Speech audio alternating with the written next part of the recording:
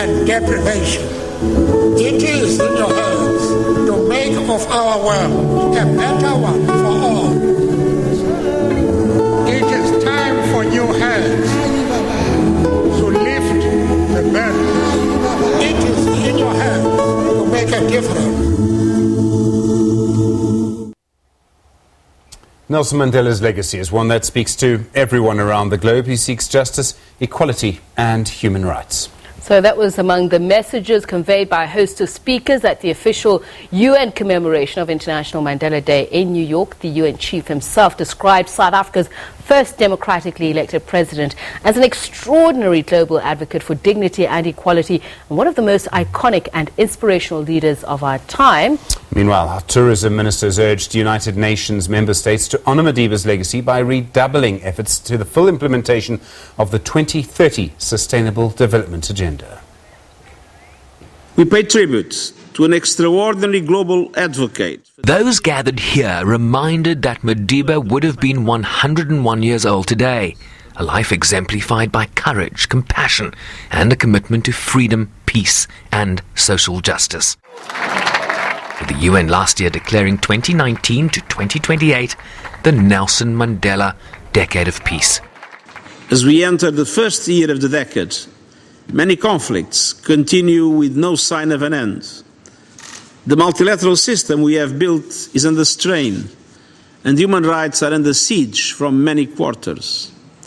In response, let us be guided by Nelson Mandela's courage and wisdom to stand up for the values and principles of the United Nations Charter. Our best tribute to a full life that Nelson Mandela devoted to the struggle for human rights is found in actions. Among the keynote speakers, this human rights lawyer, who famously stood alongside Madiba when he voted for the first time in 1994.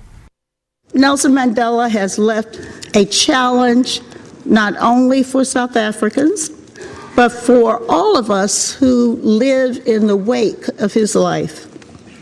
Will we make choices in our lives and work, and indeed in the international policies made in this great institution, the General Assembly of the United Nations? Will we make choices that reflect the ideals of justice and the example of courage that are his legacy to humanity? This New York City official was part of the organizing committee that welcomed Madiba on his maiden trip to the United States after his release in 1990. His first trip out of Africa when he was released from prison was to New York City. And when he came, 2 million New Yorkers came out in the streets to greet him. This was because the courage, sacrifice, and aspirations of the South African people for a non-racial, equitable, and democratic society was already widely admired by people here in New York. Nelson Mandela not only represented the people of South Africa, he represented us too. As the case was made for Madiba's legacy to inspire the global development agenda, which requires a much-needed jolt.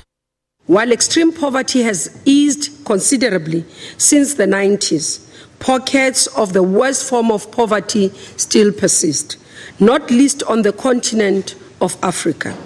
In honor of the legacy and values espoused by Mandela, and in upholding the founding principles of this august international governmental body, we should, as member states, redouble our efforts in the full implementation of the 2030 agenda.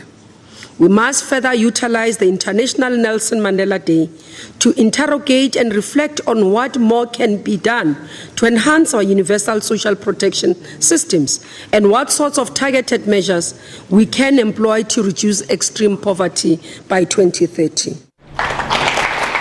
The message clear.